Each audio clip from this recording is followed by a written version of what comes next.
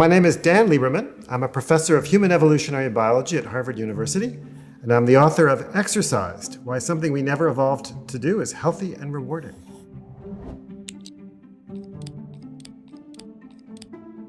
Chapter 1. How Evolution Shaped the Human Body. If you want to understand anything about human beings, from our behavior to our biology, right? There are sort of two ways of thinking about humans and the way we are. One is a kind of a mechanistic set of explanations, right? How does my immune system work? How do my muscles work? How does my brain, create memories, and how do I speak, etc. That's the kind of bread and butter of most aspects of biology. But our bodies weren't designed, they weren't engineered, they're not machines, they evolved.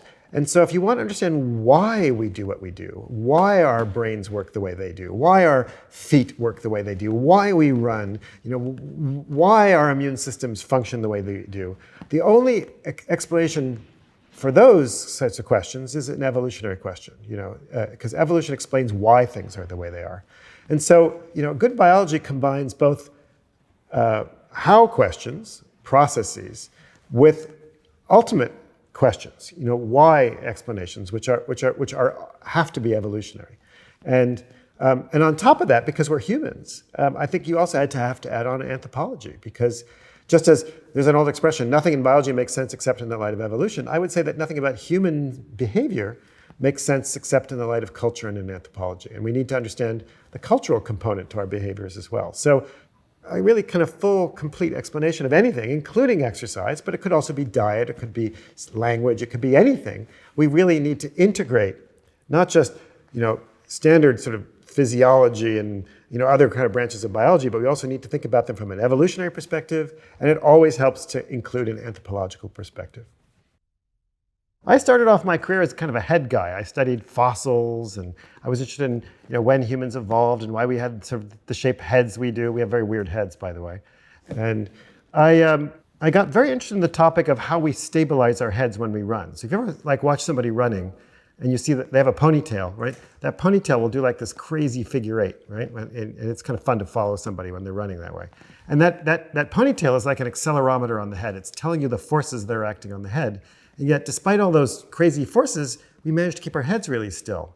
And most animals, the way they keep their heads still is they have a neck that comes out the back of the head, and the neck comes out of the front of the thorax, and they can kind of flex and extend their neck and keep it still. But we can't, because we have tiny little short necks that come out of the bottom of our heads. We're like pogo sticks when we run.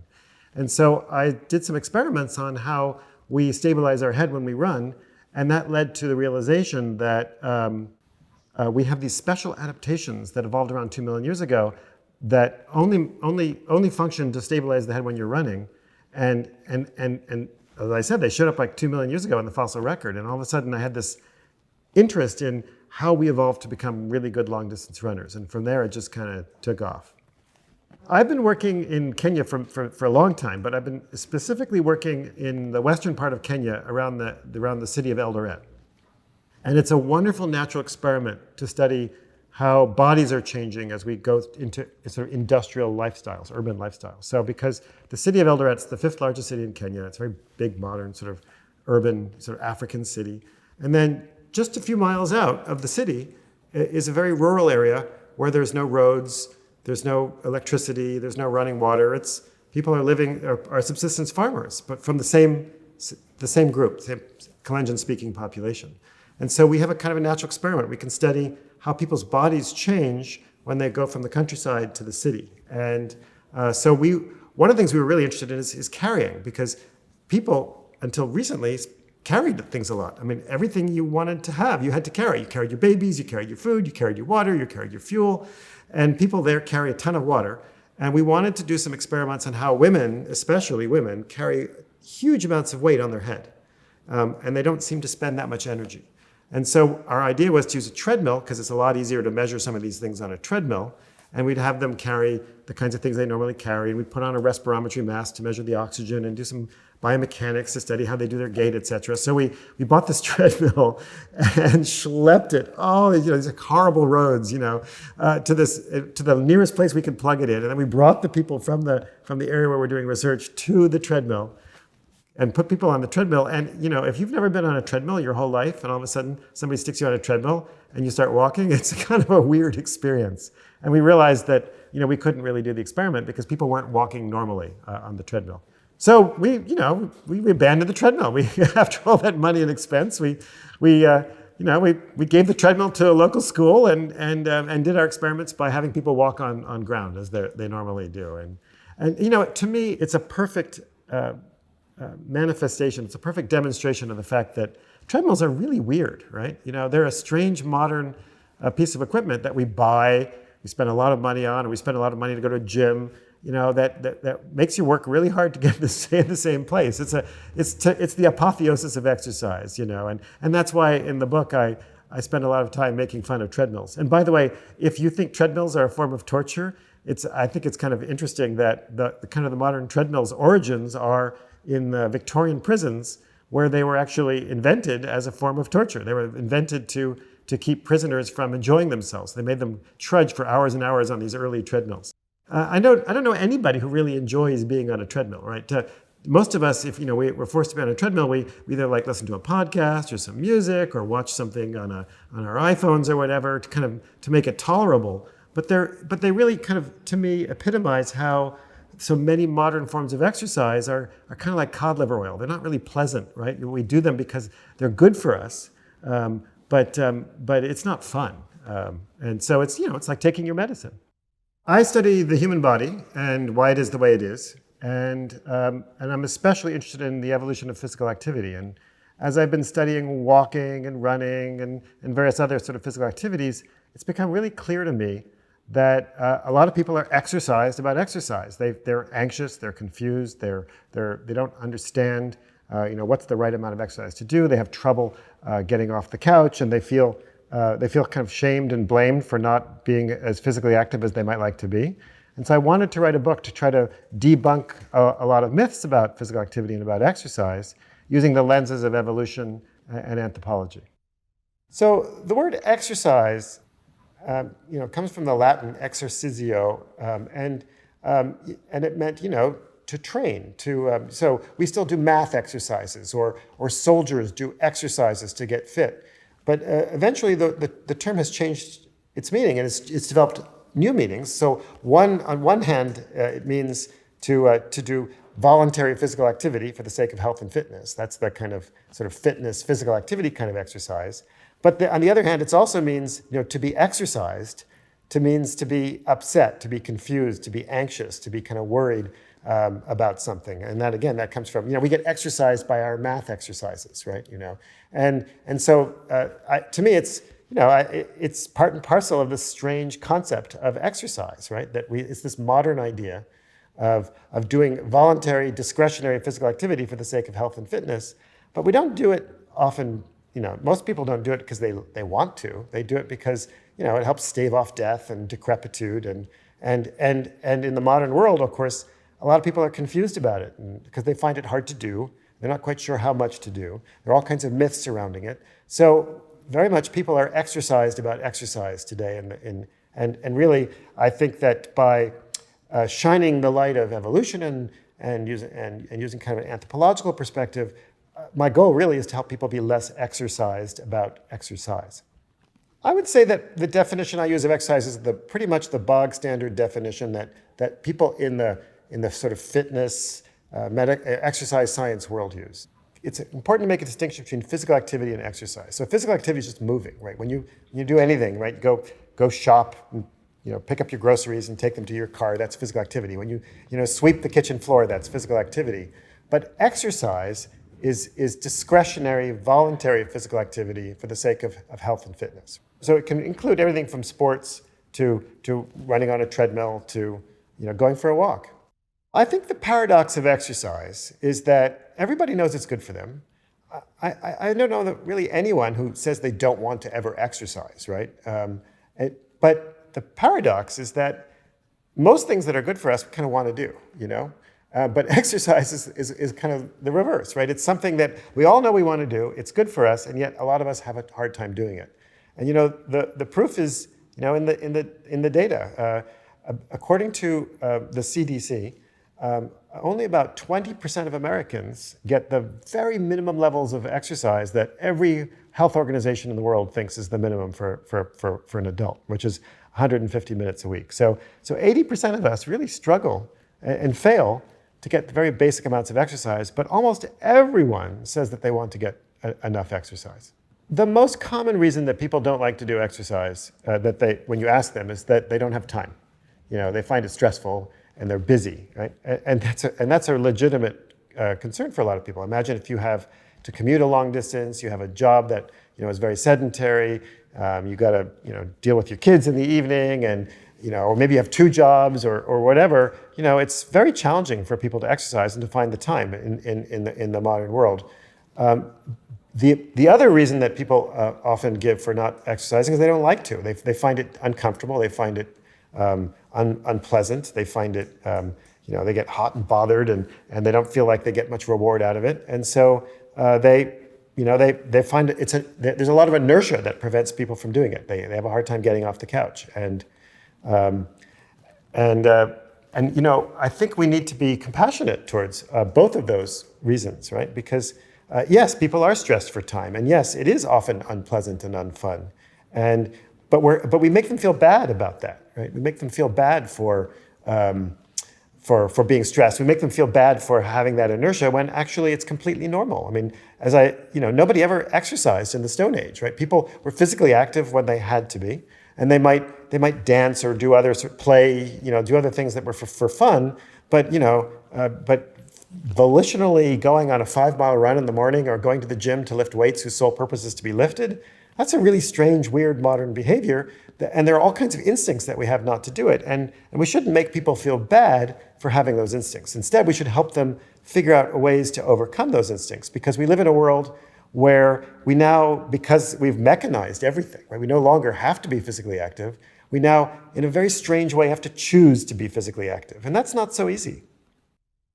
Oh my gosh, there are so many myths about exercise, it's hard to know where to start. But I would say that one myth is that our ancestors were sort of just natural, incredible athletes who just get up in bed in the morning and run ultra marathons at will and without ever much stress or difficulty.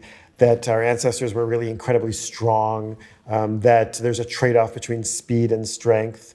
That you don't have to, that it's normal to be less physically active as you get older, that there's a perfect type of exercise, perfect amount of exercise, that sports equals exercise. I could go on. There's, the topic of exercise is just laden with myths. A common view about our sort of evolutionary origins and about sort of the evolution of physical activity is that we evolved from these kind of super athlete kind of ancestors, and that civilization has sort of contaminated us. So if you wear shoes or you drink Gatorade or you have a fancy watch or something like that, somehow that kind of deprives you of the kind of natural talent that you have. And if only you had been born, in some little village somewhere and didn't have TV and didn't have access to all these commercial goods, that you'd be a natural, incredible athlete, and that you could just get out of bed and, run an ultramarathon or something like that. A lot of these myths, to be honest, stem from, I think, this idea of, this Rousseauian idea of the myth of the noble savage, right? That humans uncontaminated by civilization are also sort of naturally good and fine. And they also come from terrible, horrible racist stereotypes about, for example, Africans not experiencing pain as much, and Asians having some kind of natural sort of proclivity to sneak around in the dark. We all know these stereotypes, and they're pernicious and they're wrong, but they've been applied in various ways to hunter-gatherers and to subsistence farmers in various parts of the world, to make us feel that somehow they're like these kind of basically fundamental super athletes. And when you do that, I think you do harm to both to people all around the planet. You do harm to those populations because you kind of dehumanize them. I mean, when they run an ultramarathon, it's just as hard as when I were to try to run an ultramarathon. They sweat, they toil, they get nausea, they get cramps. They do it because it's not because it's easy for them. They do it because they value it. They think it's worth doing. And you also make people in the West feel terrible, like somehow there's something wrong with them, right? And they should throw away their shoes and and eat a paleo diet or something like that, and all of a sudden, ta-da, they'll become this like amazing athlete, and that's just not true. That's just a myth, and it's pernicious in a variety of ways. In 2012, I had the good fortune to be invited to go to the Ironman World Championships in Kona in Hawaii. It's an amazing event, right? And if you don't know what an Ironman, full Ironman triathlon's like, you start off with a 2.4 mile open water swim. Then the athletes rush out of the water, jump onto bikes with these like high-tech helmets and stuff like that. They speed off and they do a 112-mile bike ride across the desert. And then they come back, throw off their bike, jump off their bikes, and then they do a full marathon in the heat. It's like 90 degrees Fahrenheit, right? And it's really amazing. And the elite athletes do this in a little bit over 8 hours. They're just like cyborgs. They're not like human beings. It's astonishing to watch.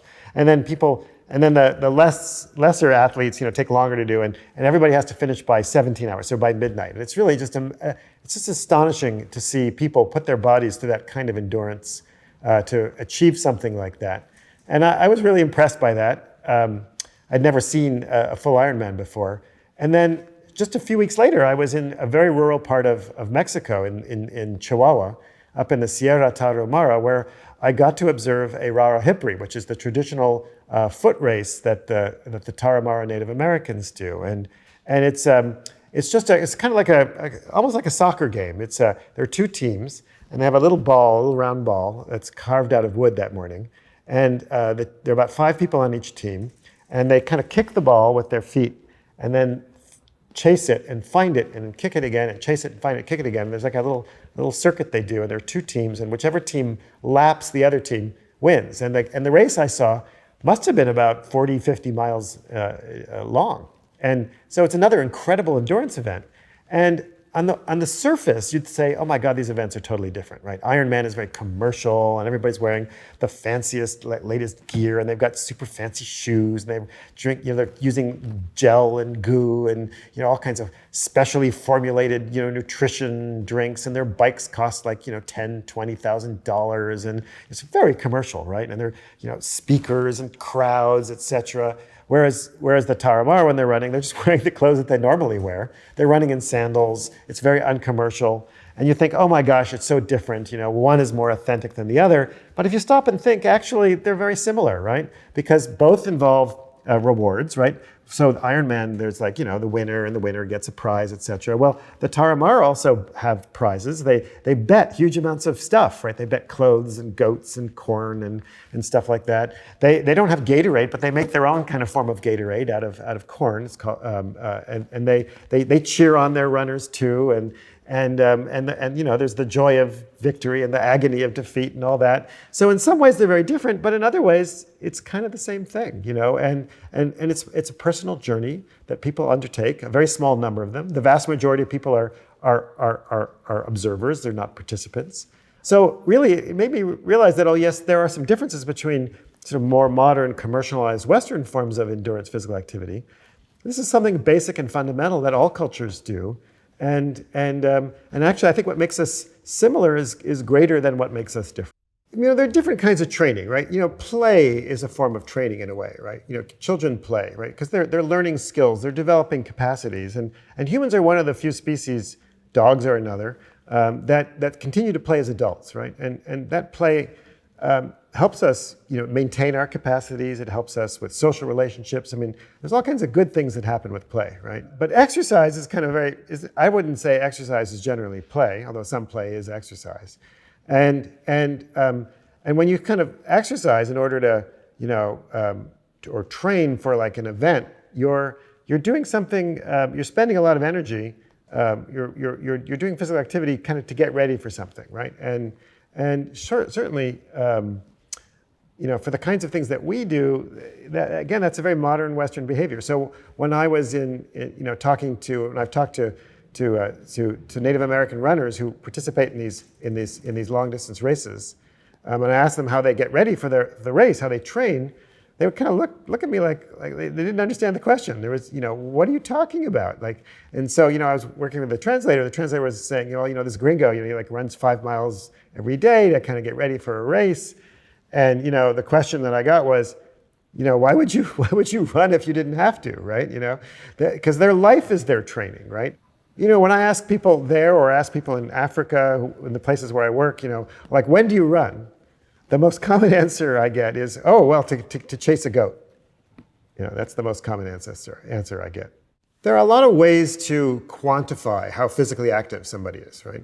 And a very simple one, it's not necessarily the best one, but a simple way of doing it is what's called the physical activity level. It's just a ratio. So it's the total amount of energy you spend in a day divided by the energy you would spend if you were just at bed rest, what's called your basal metabolic rates, the energy you spend just taking care of the most basic essential functions of your body. And so, say if you're in bed rest, in a hospital, and lying in bed with just like a clicker for the TV, and you're doing absolutely nothing, not even digesting food, your physical activity level would be about your POW, or physical activity level, would be about a 1.2. And if you're like a Tour de France cyclist, it would be above 3. If you're kind of a desk worker, it would be like 1.6. So it's kind of a way to compare individuals, but also species, because it's standardized by your body size, because your body size essentially determines your basal metabolic rate. And it's interesting that most animals have physical activity levels of about 2 to 3. So they're pretty active. We evolved from apes, and it turns out that primates in general, and apes in particular, have really low PALs, really, really low physical activity levels. Chimpanzees have physical activity levels about 1.4. So their physical activity levels are actually lower than sedentary Americans. So your average sedentary American who doesn't really do much and spends most of his or her time in chairs and et cetera, and takes elevators and all that, is still more physically active actually than your average chimpanzee. Whereas hunter-gatherers, people who every day have to go out and get their food, their physical activity levels tend to be around 2 to about 1.92. Subsistence farmers who don't have a lot of machines and tractors and stuff like that, they're maybe a little bit harder working, maybe 2.1, 2.2. And it wasn't until the Industrial Revolution that people's physical activity levels were able to go down like about 25% to 1.6, 1.7, which is sort of typical of your average American.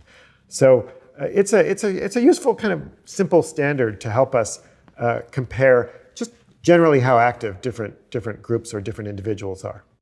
So your basal metabolic rate is a really important number because it tells you kind of just how much energy you're spending on just the essential maintenance of your body, paying for your brain and paying for all the tissues in your body, and you have to turn over tissues all the time, like the cells in your gut are being replaced like every 5 days or so. I mean, your fingernails are growing, everything's happening in your body, right? And that all costs energy.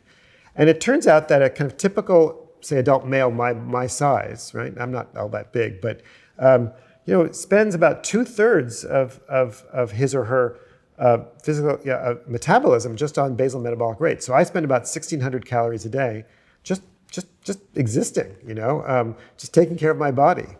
So the vast majority of the energy that we spend isn't spent on running around and being physically active and moving. It's actually spent on just maintenance, just basic total maintenance. And that's one of the reasons why we kind of never evolved not to be all that physically active when it wasn't necessary, because until recently, energy used to be limited, right? It wasn't like 7-Elevens or Dunkin' Donuts or Whole Foods or whatever your favorite place to get food is right around the corner.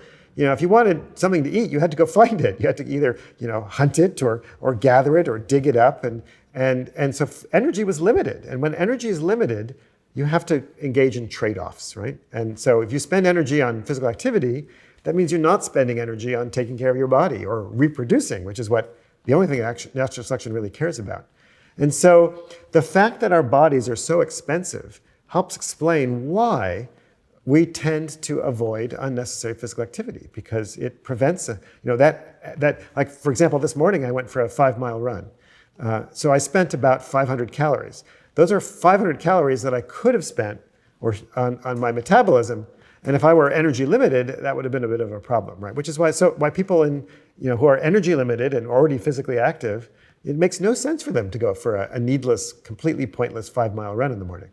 So technically, a calorie is the amount of energy it takes to raise 1 gram of water 1 degree centigrade, right? So it's a unit of energy.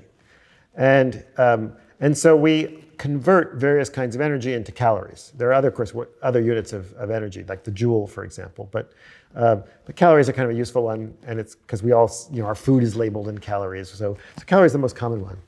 But Actually, the calories that we mostly talk about that are on our food labels are actually kilocalories. They're actually 1,000 calories. So when you look at a label for a chocolate bar or a can of beans or something, and it says there are 50 calories, it actually means that there are 50,000 calories, right? But anyway, that's neither here nor there, but that's fine. But so most of the time we're talking about calories with a capital C or kilocalories. And our bodies use a lot of calories. Typical, human body, spends about 2,000 to 3,000 calories, or in this case, kilocalories a day, existing. That's your basal metabolic rate plus all the energy you spend, running around, doing chores, making dinner, whatever it is you do for your day. When you go for a walk, you probably spend an extra 50 calories per mile. If you go for a run, you're spending probably an extra 100 calories per mile for that run. So that kind of hopefully gives you a sense of sort of what kind of energy amounts we're talking about. Chapter 2, Smarter Sitting, Smarter Sleeping.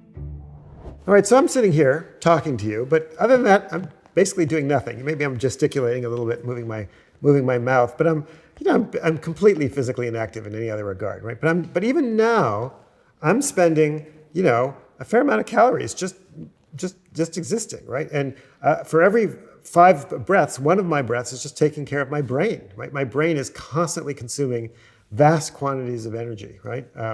I spend about just 3, 4, maybe 500, 450 calories a day just paying for my brain. My muscle, even if I'm not doing anything with my muscles constantly require energy. My gut is requiring energy. My kidneys require energy. My liver is requiring energy. My heart is requiring energy. All my immune system, which is taking care of my body and making sure that I don't die from some virus or bacteria, that's taking up energy. So all of these processes are all adding up. And a typical sort of human is spending about 1,300, 1,400, 1,500, 1,600 calories a day just on all those basic processes, even if they're doing nothing else, right? So just existing is a fairly expensive prospect. And we have unusually expensive bodies in one regard, which is that our brains are really big. So brains are extraordinarily expensive organs. My brain is, about 2% of my body weight, but it's using something like, a fifth of my metabolism at the moment, because of the all kinds of reasons. It's because there's lots of pumps that I have to pump energy in and out of the brain, and because I've separated my brain from my bloodstream with this barrier, and neurons are very expensive, and I'm synthesizing all kinds of neurotransmitters. There's a whole bunch of things going on that make my brain super, super expensive. And the thing about brains is that they don't store any energy. So unlike my muscles and my liver and other organs which kind of have some energy on board, all the energy from my brain constantly has to be delivered. And if I stop delivering that energy, even for just a short amount of time, I'll die, right? So human brains, which are so big, require us to constantly have a little bit of extra energy on board. I decided to start this book on physical activity and exercise with actually discussing physical inactivity, because if you want to understand activity, you need to understand inactivity. There are as many myths about inactivity as there are about activity, and they illustrate, I think, how we make people exercised about health and about physical activity and other such things. And I think for me, the most pernicious maybe is this idea that sitting is the new smoking. And it's a well-meaning expression, right? People who are public health experts who are trying to help people be more physically active, they think that by saying, trying to encourage people to get off the couch, get out of their chairs and be more physically active, that sitting is the new smoking is kind of a way of doing that. And it is true that if you're never physically active, you increase your vulnerability to a wide range of diseases. But I think that the idea, that the concept kind of backfires, because look, the chair that I'm sitting in right now, it's not like a toxin like a cigarette. It's not delivering, poison to my bloodstream. It's just a completely, harmless sort of thing. And furthermore, sitting is, is very normal. My dog spends most of her day just, sitting around the house. If you go to any other part of the world, you go to, villages in all over the world, if you go to study hunter-gatherers, when they're not physically active, and we've already talked about how they're not physically active all day long, guess what they're doing? They're sitting. Now, they may not be sitting in chairs, because they may not necessarily have chairs. They'll be sitting on the ground, or they might have benches or stools. But it turns out that when you measure amounts of sitting in non-Western, non-high-income populations, they sit pretty much as we do, about 10 hours a day. So I think we're not honest to people, right? Instead of saying sitting is the new smoking and making people feel bad about themselves, why not tell them the truth, which is that there are better ways to sit and worse ways to sit. So it's good to be active when you sit, to break up your sitting in bouts. Don't sit for huge amounts of time. Get up every once in a while. Make yourself a cup of tea, scratch the dog or something like that. And then the other is that there are kind of more active kinds of sitting where you like use some of your muscles. Like right now I'm sitting in this comfy chair and it's stabilizing my back. And I don't have to spend any energy. But if I was sitting on a stool or I was squatting on the ground, I would have to spend some muscles to kind of keep my body going. And all of that just turns on the cellular engine of our body, right? It's like turning on the car engine, right? It causes you to use up some of the sugar in your blood. It uses up some of the fats in your blood. It turns on various kinds of genes. It's all good, right? So you don't have to exercise hugely to get some of the benefits of being a little bit more active. Just being moving a little bit is actually kind of healthy. And furthermore, when you look at the data on sitting, turns out that how much you sit at work isn't really that much associated with health outcomes. It's how much people sit in leisure time that's associated with negative health outcomes. So if you sit all day at work and then you go home and you sit all day and you're driving to work and you're driving home and you basically never do any physical activity, well, yeah, then your risk of a wide range of diseases goes up. But if you have a normal desk job, but you also walk around and get some exercise and do various stuff, you're fine. There's no evidence that there's any problem with that. It's a completely normal thing to do. So I got interested in the myths about sleep because we're told all the time to sit less, but then we're also told to sleep more. And like why is that? What's going on there, right? And one of the myths about sleep, right, which is of course one of the most fundamental forms of physical inactivity, right, is sleeping, is that the modern Western world has robbed us of sleep, right? We have television and iPhones and electric light bulbs and all these sorts of things. And ever since Edison, nobody's been able to sleep very much, right? And yet, I've spent time in various parts of the world where, there's no electricity and people seem to be up all night. I've always wondered about that. And I was delighted to see that there's been some research recently on that. This is not my research, where people have shown that in parts of the world, and we're talking about multiple continents, we're talking about Africa and South America and in North America, places where people don't have electricity, people don't sleep 8 hours a night. They actually sleep 5.5, 6, sometimes 7 hours a night. So there's no evidence whatsoever that people sleep less in the modern industrial world because of televisions and iPhones and stuff like that. And then furthermore, when you look at the epidemiological data, right? So you look at how much people sleep. And not just like what they say they sleep, but how much they actually sleep using sensors. Because, who knows actually how much they slept? How can you know that? You're asleep, right? But if you measure like sensor-based data on how much people sleep against their health outcomes on the y-axis, right? Turns out it's a U-shaped curve. And the bottom of that curve, so the optimal amount of sleep, turns out to be for most people around 7. Now, it's not like a law, right? There's some people who do better with 8 and some people better with 6, etc. So, but 7 turns out to be better than 8 for most people. So where this idea that we all need 8 hours of sleep is, I think, pernicious. Now, it's true. It is definitely true that if you don't get enough sleep, you are compromising your health. If you're getting like 3-4 hours of sleep and you're constantly exhausted and you fall asleep all the time, that's an issue, and you should, and it's worth paying some attention to that. But then just making people feel bad about their sleep if they're actually getting normal amounts of sleep just makes them anxious. It makes them concerned. And of course, when you make somebody anxious about sleep, what do? You make them, you arouse them. You elevate their levels of cortisol, which is a stress hormone. And guess what cortisol does? It keeps you from sleeping. So making people kind of nervous about their sleep sets in motion, or can set in motion, a kind of vicious circle where you make people feel bad about their sleep, and then because of that, they're less likely to sleep. And it kind of drives a positive, feedback loop. And so, look, we should relax about sleep. We should help people be more compassionate. If people aren't getting enough sleep, let's help them figure out ways to get sleep, and do that by treating the cause, not the symptoms of the lack of sleep. But let's not make people stressed about it in ways that are unhelpful. If you want to look at the power of culture and affecting biology, sleep is such a great example because we have, in places like America, Western countries, we have such culturally prescribed ways of sleeping that would baffle our ancestors and baffle people in other parts of the world, right? We have this idea that sleep is this sort of solitary thing and you do in a dark room with no noise on a super comfortable mattress, and we get upset if we hear a car honking or a dog barking or whatever.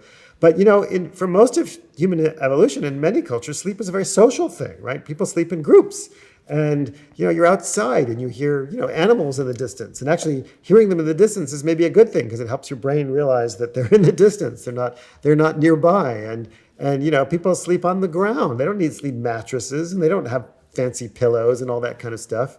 And you can learn to sleep in all kinds of situations if you relax, right? If you allow yourself. And the fact that we kind of feel like we have to have this sort of special circumstances. And look, I'm no different. I like a nice quiet room and a comfortable mattress and all that sort of stuff. But I do try to remind myself when I have trouble sleeping that, you can sleep on an airplane. You can sleep in a chair in a lecture when it's boring. I mean, I can sleep, all kinds of crazy places, and I can certainly sleep in this bed tonight if I want to. It's just a question of my mindset, not the environment that I'm in. Chapter 3. Walking, running, and everyday strength. Humans really suck at speed. I mean, there's just no way around it, right? I mean, as soon as we became bipedal, which was a great thing in some ways, right? About 7 million years ago, probably to save energy when we were walking. And, it helps us carry things, and we can have tools, and we can gesticulate in ways that quadrupeds can't. Lots of great things about being a biped. But the second we get up on two legs, we lose half our horsepower, right? We only have 2 legs to generate power as opposed to 4. And so we're about half as fast as a quadruped our size. And that's true for the world's best runners. So Usain Bolt, who still owns the world record in the 100 meters, he can run a little bit over 10 meters a second, right? He can run, I think, 10.4 meters a second. Your average goat, from a pen just down the street can run 20 meters a second, and for a lot longer than Usain Bolt, right? So humans in general are slow, even the fastest humans on the planet. And so we have this idea that humans evolved for running, but not for sprinting, but more for endurance running. And so there's this general idea out there that there's a trade-off between speed and endurance, and that you can either be really fast and not go very far, or can be slow and you can go forever. And we all know that's kind of true. But it's at the elite levels, it's especially true in terms of performance. But for most of us, actually, if you want to improve your endurance, one of the best ways to do that is actually to work on your speed. Do what we call interval training. Occasionally get around, do some track work. Do 200, 400, 600 meter repeats. That'll not only make you faster, it'll also improve your endurance. But we often think about this trade-off because of the world's best athletes, right? And I think it shows how we get kind of off track by focusing too much on elite sports and professional athletics. So Usain Bolt, right, he can run like 10.4 meters a second for like 10, 20 seconds, but he can't run a marathon at that distance. The world's record holder at the moment for the marathon is a guy named Eliud Kipchoge, fantastic runner too, and he can run a 440 mile. It's like 6 meters a second, a little more than 6 meters a second, for 26 miles, which is astonishing. But I can't do that for 1 mile, right?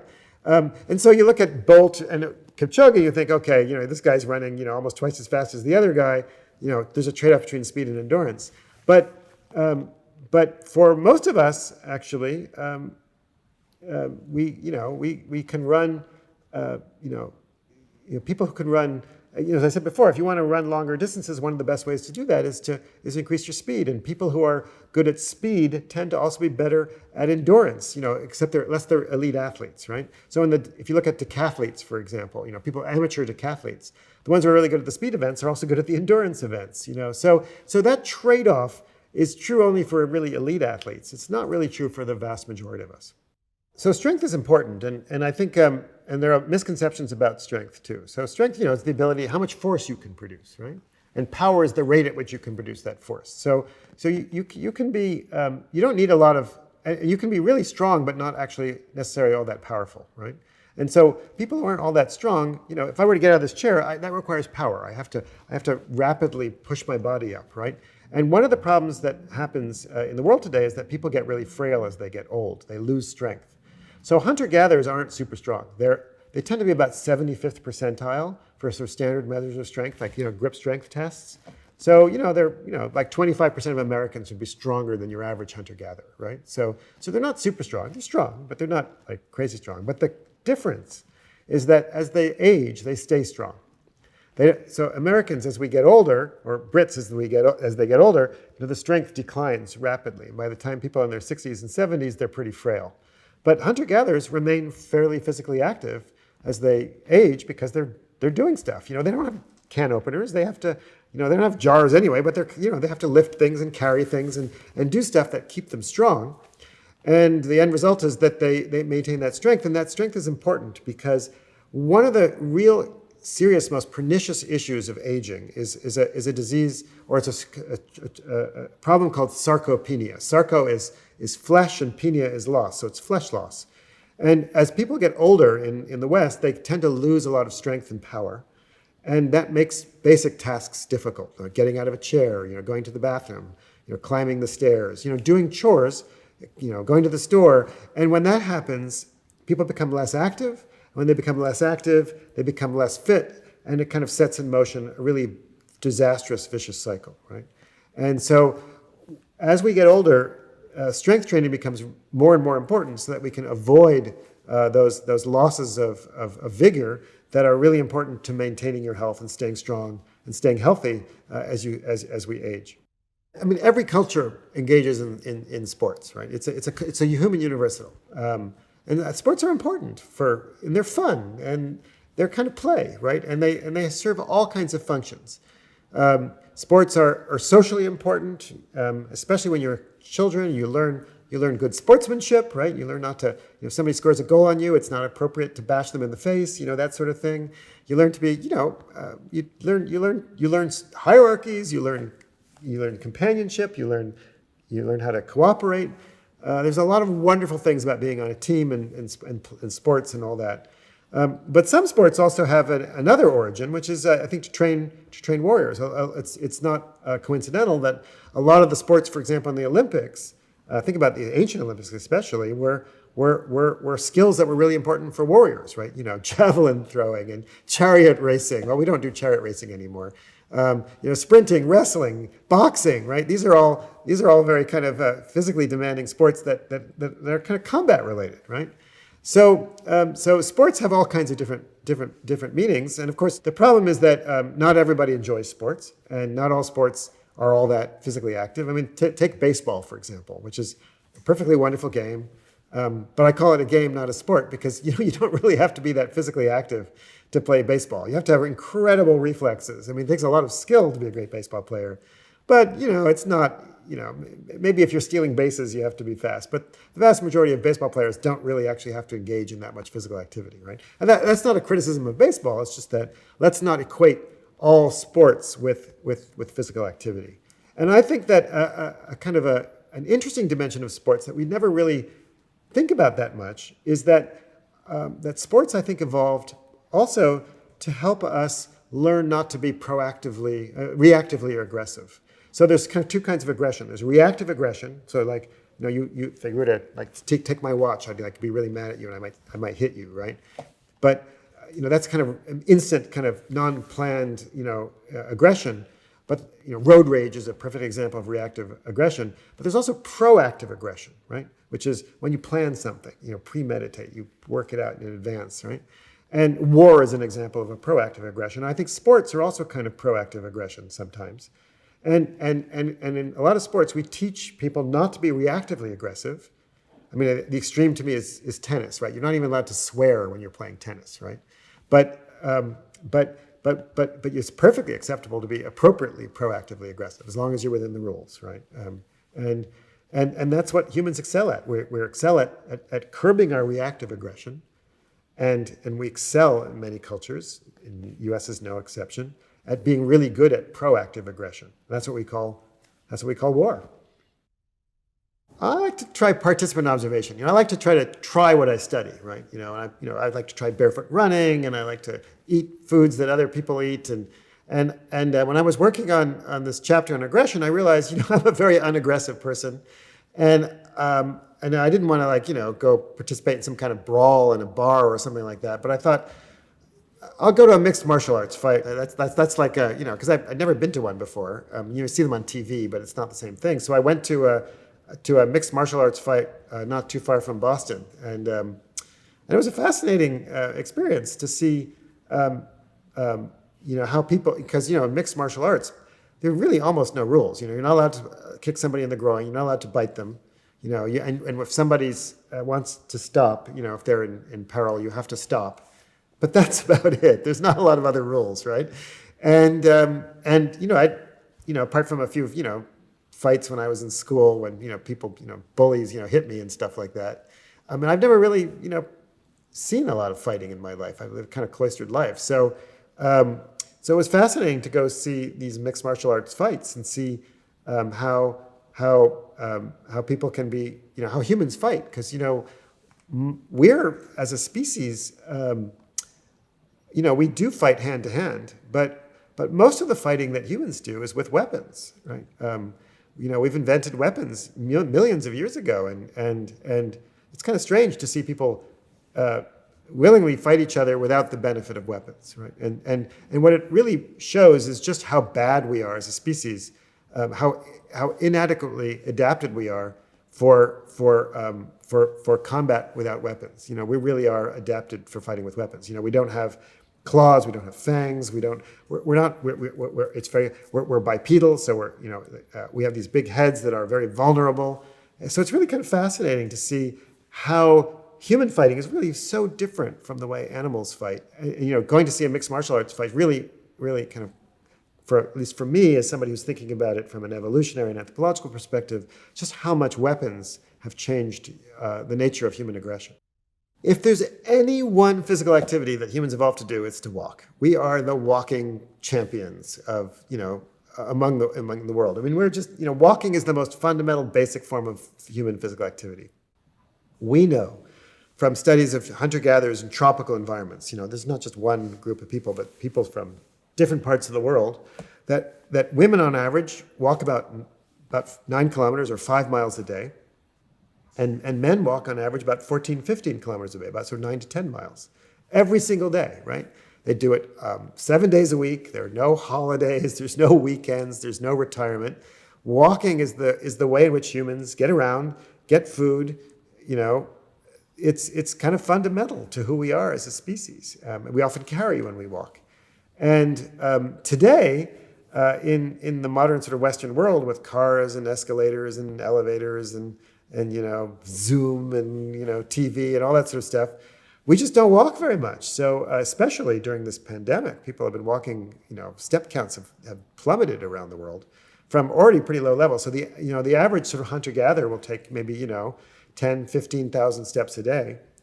The average American before the pandemic was taking something like 4,700 and something steps a day. So a lot less than our ancestors. And my step counter for the, when I'm not running, if I discount running, I mean, my steps have decreased by about 50% during this pandemic, during COVID. Because, I'm not going anywhere. I'm trundling to the bathroom and occasionally, going on a little errand here or there, and I walk the dog around the block, but that's about it, right? And one of the misconceptions that, and it's a bit of a debate right now, but people often sort of discount how important walking is because people think that walking really isn't very good for weight control and weight loss. And I would disagree with that. I think it's to be sure that if you walk only, a few miles a day, you're not going to lose very much weight very fast. It's, you don't spend that much energy walking. So if you want to lose weight, not eating, bacon or cheese or, other things that are really, sugary things that are full of calories, you're going to lose a lot more calories than if you walk for a few miles, right? But walking is important because even if you do a fair amount, you still will actually lose some weight. You'll just lose small amounts and you'll lose it slowly, but that's still good. But more importantly, walking turns out to be an important way to kind of keep your metabolism going. to prevent weight gain. And there's a lot of studies which show that physical activity, it's not the best way to lose weight, but it is an important component of preventing people from gaining weight or regaining weight after a diet. So if people go on a diet and they lose weight and then they stop the diet, they often regain the weight. It's very common. But people go on a diet, lose weight, and then they stay physically active, they're much more likely to keep that weight off. Again, one of the ways which we medicalize exercise in the Western world is we think there's a certain amount you should do, right? We prescribe it, You should take 2 aspirin, you should get 8 hours of sleep, and you should walk 10,000 steps a day. We like that, right? And there's nothing necessarily wrong with a goal, right? Goals can be really helpful, actually. But 10,000 steps is kind of arbitrary, right? The number actually came from when the first pedometer was invented in Japan before the 1960s Olympics. They were, in the boardroom, they were trying to decide what to call it. It turns out that 10,000 is a very auspicious number in Japan. And they thought it kind of sounded good. It seemed kind of reasonable. So they called it, 10,000 step monitor. and that kind of stuck. And surprisingly, it turns out that 10,000 steps isn't actually a bad goal, right? It's if you actually look at what, a lot of, people in non-Western societies do, 10,000 steps isn't actually that far off. So it's a perfectly reasonable goal to shoot for. But there's nothing like special about it. If you do 8,000 steps, that's fine. If you do 15,000 steps, that's fine. The important thing is to be physically active, because some is better than none, and a little bit more tends to be better than that. But it's all good. There's no magical number. It's not a U-shaped curve with a bottom on it, right? Where that tells you like where you should aim for. That does not exist. I'm especially interested in running. It's actually one of my major areas of research, and I'm interested in how humans evolved to run long distances and what role running plays in our lives and in our evolution. And look, running is the most fundamental form of vigorous physical activity. Walking is the most fundamental form of moderate activity. Running is what we do to be vigorous, right? Because there were no ellipticals and other kinds of machines back in the Stone Age. If you want to get your heart rate up, you probably were running, right? And people ran long distances in order to hunt or scavenge, etc. But running today is kind of, a very popular way to exercise. And a lot of sports use a lot of running. A typical soccer player will run, 5-6 miles in a game. So the running there's a lot of ways in which people run. And but people are kind of exercised about running too, like there are about so many other kinds of physical activity. And one of the biggest myths about running is that it'll destroy your knees. And like all myths, this is a bit complicated, because it is true that the most common injuries that runners experience are knee injuries, right? But there are kind of 2 kinds of knee injuries. Some knee injuries are caused by, by your muscles being kind of out of whack, and you kind of pull a ligament or you pull a tendon or something like that, or your IT band, etc. But those are injuries that you can recover from, right? And the other kind of injury are wear and tear injuries, which you can't recover from. The worst being osteoarthritis. And the idea that running too much wears out your joints is just wrong. It's just fundamentally completely wrong. It's like, if you think about your joints like the shock absorber in your car, it's just nonsense. There's tons and tons of studies, more than a dozen randomized, controlled, prospective, gold standard studies which show that people who run more are not more likely to get arthritis. In fact, lots of research shows, and research from my lab among them, that physical activities like running actually cause your joints to repair themselves and to stay healthy. The other kinds of running injuries, so you're not going to destroy your knees by running, at least in terms of arthritis. But if you have arthritis and you run, it can be excruciating. You can exacerbate it. The other kinds of running injuries, I think that a lot of them are caused because we don't learn how to run properly anymore. Like I think running is a skill, right? Like swimming or throwing or all kinds of other things that we do, and we don't learn the skill that much of running anymore in the Western world. But with the cultures I work in, you ask people about running, they believe that it's a skill and that there's like a right way to run and a wrong way to run. And how do they learn the right way to run? Well, they imitate people who are really good. They'll actually follow them. Like in Kenya, like a good runner will run in the front, and then people will run behind him or her and imitate the way they run. They'll move their arms and legs, etc. They'll imitate them to try to learn that person's skill. Just as we do that for we watch, Andre Agassi hit a backhand, and you try to hit the backhand in the same way. And the other thing is that we also use these cushioned running shoes, et cetera, and we run in different ways. And I think running shoes enable you to slam into the ground so you don't learn to run lightly and gently. And we overstride, and we have overly slow cadences. And the other thing is that when people run in other cultures, especially in the Stone Age, they didn't run every day, and they weren't running. They didn't stand on one line and run 26.2 miles to another line as fast as they could on a regular basis. And they'd probably go running maybe once a week or something like that. So the idea that you go running 5-6 times a week, which is what I do, and for long distances on pavement, etc. These are all kind of weird, strange Western things. And there's nothing necessarily wrong with them, and there's nothing necessarily harmful about them. You have to learn how to do it properly, and you have to build up enough strength and learn the skills of running. But let's not scare people off running. I think the most pernicious, the most serious, the most problematic, the most concerning way in which we think about exercise in the Western world is that as people get older, it's kind of normal to be less physically active. And I think that maybe the most important argument that I make in my book is that that's actually really problematic, because we evolved. We're a unique species. We evolved to live long after we stop reproducing. We evolved to be grandparents, basically. And the reason we evolved to be grandparents is that grandparents in foraging societies and also in farming societies are active. They go out and they hunt and they gather, or they work in the fields, and they help get food for their children and their grandchildren. And that physical activity helps their reproductive success, right? Because they make it more likely for their children and grandchildren to survive, and it make it easier for their children to be parents, right? But there's another benefit, right? And the other benefit is that that physical activity is important because it turns on repair and maintenance mechanisms. When you're physically active, you stress your body. You produce like what's called reactive oxygen species, which cause cellular damage throughout your body. It causes mutations. It causes inflammation. It causes cells to get kind of cruddy. Proteins to get kind of cruddy. But because that's normal, our bodies turn on all kinds of repair and maintenance mechanisms that counter those. We produce antioxidants. Our muscles produce all kinds of molecules that turn down the inflammation of our bodies that causes a wide range of diseases. We repair our muscles. We repair our bones. We repair our brains. We turn on like hundreds, maybe thousands of genes that get turned on by exercise that they're involved in repair and maintenance. And as we get older, that repair and maintenance becomes really important because it prevents senescence. It prevents our bodies from decaying. So when people become physically inactive as they get older, they're no longer turning on those mechanisms that we evolved to use, right? That help us age better, and it makes us more vulnerable to disease, and we age faster.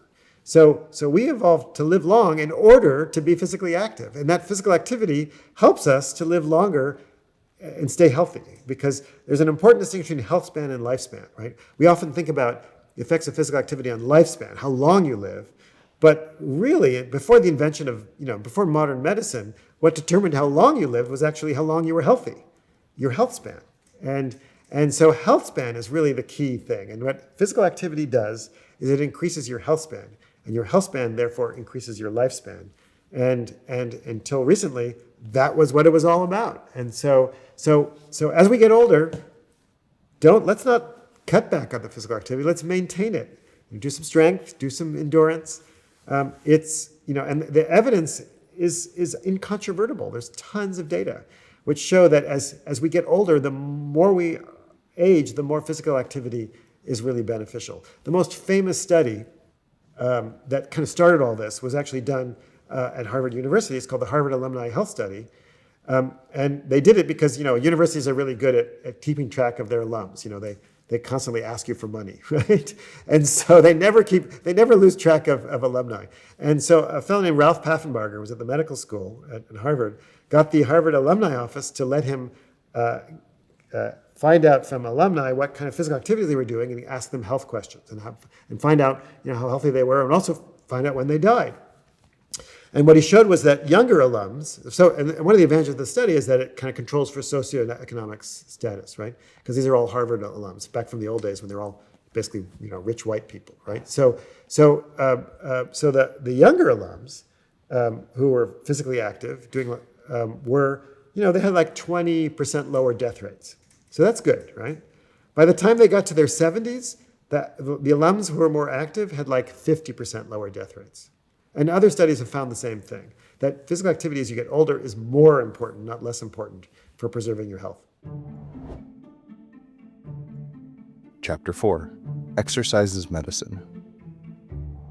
Well, I think there's two issues about the medicalization of exercise. So look, exercise is very medicalized, it's also very commodified, right?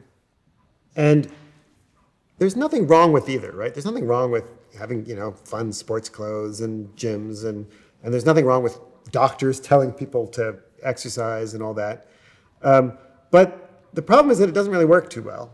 It doesn't get a lot of people motivated. And the answer that, the proof of that is that, 80% of Americans don't get minimum levels of physical activity.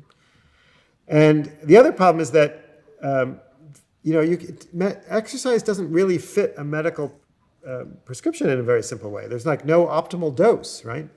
People want to know how much to do it and exactly, and there is no answer to that question, right? And then finally, in a way, it's not so much that exercise is medicine, which is what we often say. It's really that the absence of exercise or the absence of physical activity is harmful. And so you're kind of just basically restoring to the body what it kind of essentially needs. And although that sounds like a kind of a trivial distinction, actually, I think it's really profound because it helps us understand on a deep level, the kinds of dosages of physical activity and their effects and how they affect our vulnerability and susceptibility to various kinds of diseases, and why it's not really a magic bullet. I mean, people can look at there are lots of people we can think of, like the last president of the United States, who is, doesn't exercise, right? And he's in his 70s, and by all, looks like he's doing just fine, right? So you don't have to exercise to live a long life, and that makes people kind of, I think, suspicious about the medicalization of exercise. We like to be told what to do. We like to think, you should take X milligrams of this medicine, etc. So you should exercise, this many, hours a week, right? We want to know what the optimal dose is, but there is no optimal dose, right? Because first of all, we're all experiments of one, right? You might be young, you might be old, you might be male, you might be female, you might be fit, you might be unfit, you might be living in a suburb, you might be living in a city, you might be previously injured, you might be worried about heart disease, you might be worried about Alzheimer's. There's no one outcome and there's no one nature. It's impossible to prescribe one dose for everybody. So that's one thing. And then the other thing is that everything involves trade-offs, right? Exercise is no exception, right? If you exercise more, that's great for some things, but you also could have some negative effects on other things, the most common one being injury, right? You're more likely to hurt yourself, right? So for the vast majority of people, what they're trying to figure out is how to just get enough exercise, right? And I think the important message that often is missed is that if you're physically inactive and you're struggling to be more active, anything is better than nothing. And you don't need to run marathons. You don't need to do a couch to 5K. You don't need to even do necessarily 150 minutes a week, right? Even an hour a week will be better than nothing, right? It can actually lower, on average, somebody's rate of mortality by 30%. If you can get up to 150 minutes a week, on average, it will lower somebody's mortality rate by about 50%. More is better, but eventually it kind of tails off. And so there's no one perfect dose. There's no one perfect type. And I think helping people understand that, I think, relieves them of some of the stress. There's a big debate about whether you can exercise too much. And the answer is that most people think it's true, but we actually don't have a lot of evidence for that. So there was a study that actually just came out from the UK Biobank, huge study of just about everybody in England, right? Or like large numbers of people in England, along with genetic data, by the way. And of course, there's very, very few people who are doing a huge amount of exercise. It's a tiny, tiny number of individuals at the end of the curve there. But there was no evidence from that study that the people doing ridiculous amounts of exercise, 30 hours a week or so, had actually any negative effects. And the same is true of some studies that were done in the United States. So yes, it's possible, but there's not a lot of evidence. But I'm not really worried about those folks. There's so few of them. The vast majority of people we're worried about are at the other end of the extreme, who are not getting enough, and let's worry about that. We've medicalized, and this sounds like a strange way of speaking, but we've medicalized disease, right? We've medicalized health, right? For a lot of people, health is the absence of disease. And And it is true to a large extent. But health, can also be just vigor, vitality, the ability to do what you want.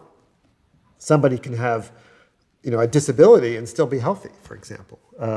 So what's really important about physical activity and exercise is that it reduces our vulnerability to a wide range of diseases. You can not exercise and still, live a long and healthy life. You can exercise and still get, cancer and heart disease and all kinds of other diseases. It's just that physical activity lowers your risk of most of those diseases. And we know that both epidemiologically, we know in terms of the probability that you'll get those diseases if you exercise a certain amount. But we also know how that works based on a wide range of mechanisms. And the most important benefit of exercise is that it decreases inflammation. So inflammation is when your immune system essentially starts to attack yourself, right? So, if you get a bacterial infection or a viral infection, your immune system kicks into high gear and you attack those invaders. But your immune system can go on the offensive at such a very low level, that's called chronic inflammation, that you can't really detect it, but it's still there. And it's still kind of attacking things. And it can start attacking your own body. And that leads to heart disease. It leads to diabetes. It leads to Alzheimer's. It leads to, osteoarthritis. It leads to a wide range of diseases. And one of the huge benefits of exercise is that it lowers those levels of inflammation. It does so through a number of mechanisms. One is by getting your muscles active. Those muscles actually turn down the inflammation with various molecules. The other way is that it reduces the fat around your belly, visceral fat, belly fat, which is very pro-inflammatory. And so the combination of these various consequences of exercise have enormous implications for just lowering people's chances of getting a wide range of chronic diseases that are very debilitating. We spend so much time thinking about how exercise, physical activity is so good for physical health, for diseases that range from heart disease to cancer, et cetera. And that's all true. Not in any way, want to minimize that. But I think we often undervalue just how important physical activity is for mental health. When you're physically active, your brain turns on a whole, cocktail of chemicals that are really good for you, right? It turns on dopamine and serotonin, which are important for anxiety and depression and mood. You produce opioids, which of course can make you happy, and even in extreme cases, endocannabinoids, which can make you high and make you feel really good, right? Study after study after study shows that physical activity has important immediate benefits on people's mental health. And so one of the crises I think of the pandemic has been, as people's physical activity levels down, I think it's partly responsible for some of the stress and the anxiety and the depression that's on the rise recently today.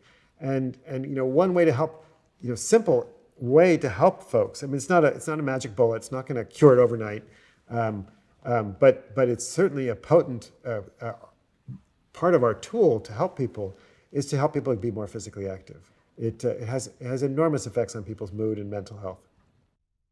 We think so much about exercise in terms of elite athletics, right? The fastest, the highest, jumping, the strongest, et cetera.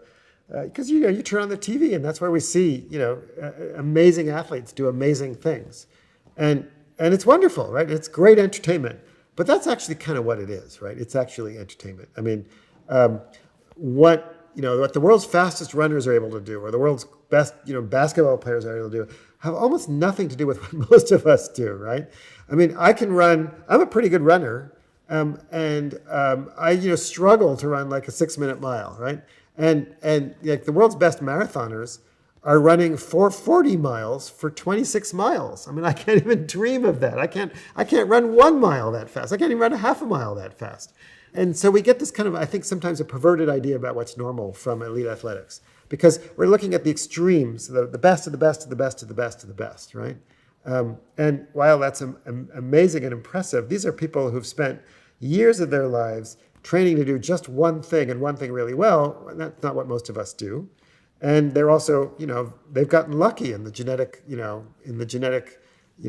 lottery, right? They've got a lot of genes which I don't have, which give them certain kinds of capabilities. And I do worry that sometimes our focus on elite athletics can actually be off-putting rather than inspiring. I think that one of the things that people really struggle with when they, when I talk to them about the research that I do, is that they struggle to understand both the nature of research in general, but also sort of evolutionary research in particular. Because research is a process, right? You never know the truth, right? And so when I pick up a paper from written by somebody else or my own work, or when I do an experiment, I'm not trying to think, oh, can I prove this? What I'm trying to actually do is say, can I disprove this? I'm trying to be really critical about it. So when we think about, for example, the effects of physical activity and exercise on the body, I'm not trying to prove that exercise is good. I'm actually trying to test the hypothesis. I'm trying to reject ideas about how exercise has effects on us. And the thing about evolution is that we can't really directly test evolution. I can't do evolution, I can't study human evolution in a lab, right? I can't, grow little humans and do selective experiments on them and see what happens. I mean, first of all, it's not possible, but also, and it's not ethical and, whatever. You can't do that, right? So what we do is we try to look for kind of natural experiments. We kind of compare people. And the reason I go to the field, and I don't just work in my lab in Cambridge, Massachusetts, but go to Mexico and Kenya and Tanzania and other places like that, is not because I want to study the other, right? Non-white people. It's because I'm interested in people who don't live urban Western lifestyles. I'm interested, for example, how do shoes affect your feet? And I can go and find Americans who've decided to throw away their shoes because they've gotten kind of hippie and think that shoes are evil or whatever. They just prefer being barefoot. But that's not the same thing as somebody who's grown up being barefoot, right? If I want to study how sitting in chairs affects your back strength, which is something we're working on, I can find some Americans who don't sit in chairs too much, and we do that. But I also want to look at people who've never sat in a chair in their life, right? And how that affects the way they. And also, it's important to do that in the context of their culture and their environment, right? And because the world that we live in the United States is very weird, and weird in the sense of it's Western, educated, industrialized, rich, and democratic. Weird, an acronym coined by my colleague Joe Henrich. And most of the world isn't weird. Most of the world is very different from us. And if you really want to understand human beings, you just got to get out of our little bubble, and you have to travel, and you have to look at how different peoples live. And when you do that, not only does it expand expands my perception of sort of what's normal and what's appropriate, but I think it also forces me to question what I do in my life, because I've learned a lot from people in other parts of the world and other cultures, and it's caused me to change my life, and it's caused me to question my ideas. Just as a scientist, I'm always questioning, whether I'm right, and that's kind of, I think, what I'm really lucky to do, and that's what I really enjoy most about my research. Want to support the channel? Join the Big Think members community where you get access to videos early, ad-free.